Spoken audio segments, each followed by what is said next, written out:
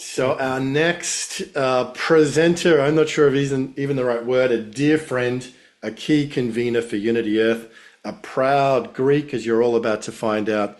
But let me just say this. Tonight, as we begin to come towards the closing arc of the symposium, after the conversations and the collaborations, the alliances formed and the futures imagined, we now turn inward.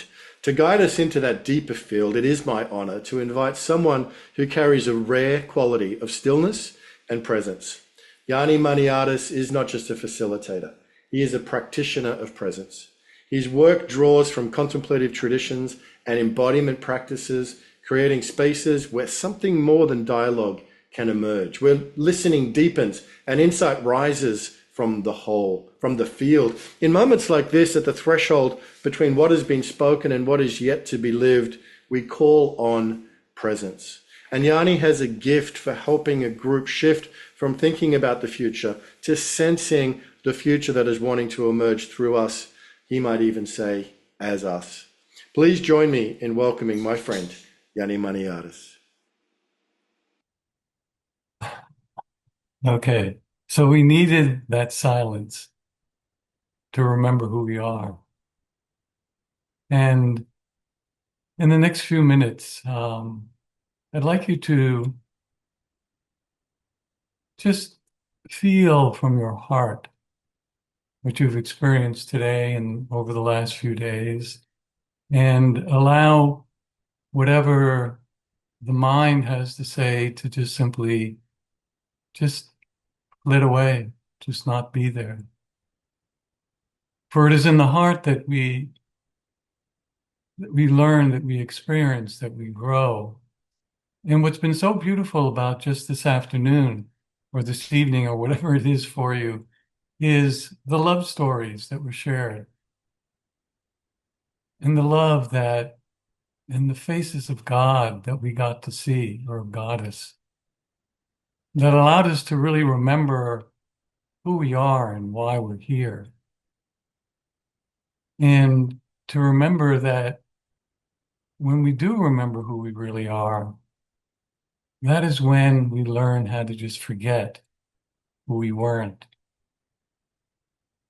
So during these couple of days, it's all been about vibration and coherence and energy and feeling into that energy and that vibration and that coherence and realizing that that is who we are and that is who we can be all the time if we just allow ourselves to remember, if we just allow ourselves to ask first, how can I resonate when I interact with someone? How can I resonate with myself? How can I create systems that resonate? How can I be the music of the spheres? How can I remember who I've always been? We stand at the precipice of a huge, huge change. We are being rewired. We are being remembered. We are finding our way home or home. And we have all been here before. We've all been together. We've all worked our way to this point. We've all sat at the feet of a Jesus or a Buddha or a Muhammad or an Abraham or a Krishna or whomever. And we've been blessed. We've been blessed to be here. We've been blessed to allow our hearts to open and to feel that potential and possibility. And then to feel that we want to live that we too want to be a love story, that we too want to leave behind, not behind, but leave in the now, the love that is who we are. And that love never, never, never ends. It is eternal. And with just the few moments I have left, I just want to read a quote, and it'll fit into the time frame. And it is from the mother. who was the spiritual equal of Sri Aurobindo, and who, when he transitioned, she continued his work for quite a number of decades after that. And actually, this is a quote that I found in Kurt's The Coming into Spiritual Age, somewhere around page 200, but I don't remember exactly what page. But anyhow, the mother was speaking to those at the ashram, and this was back in 1957, 58. And she said the following: "We are in a very special situation, extremely special, without precedent. We are now witnessing the birth of a new world. It is very young, very weak, not in its essence, but in its outer manifestation, not yet recognized, not even felt, denied by the majority. But it is here making an effort to grow, absolutely sure of the result.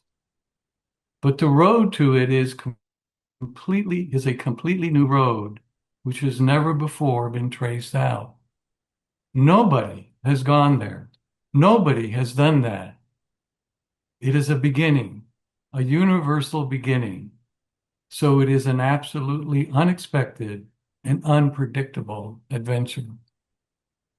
There are people who love adventure. It is these I call. And I tell them this: I invite you to the great adventure. It's not a question of repeating spiritually what others have done before us, for our adventure begins beyond that. It is a question of a new creation with all the unforeseen events, the risks, the hazards it entails, a real adventure whose goal is certain victory, but the road to which is unknown and must be traced out step by step in the unexplored. Something that has never been in this present universe and that will never be again in the same way. If that interests you, well, then let us embark." We came together many times before, and we trained as master alchemists. We trained to learn how to take that lead, those lower vibrations, and transmute them into gold. This is who we are. Yes, who we are. It's taken me a long time to really own that. But I'd like to offer that as truth. Each one of us, not just those of us here this weekend, but those of us, every one of us who've come onto this planet at this time. And I'd like to then end with just repeating what Father Matthew Fox said earlier this morning, or at least I think he did. And he said he had a dream in which he was told there was one thing that humankind had to remember to do, and that was to recover the sense of the sacred. And so that is our work, that is our play, that is our gift, that is our mission, and that is who we become. We are bearers of love stories. Let us share them all. Let us shine. Let love shine. And let us truly usher in the new world, the new kingdom. Amen. And thank you.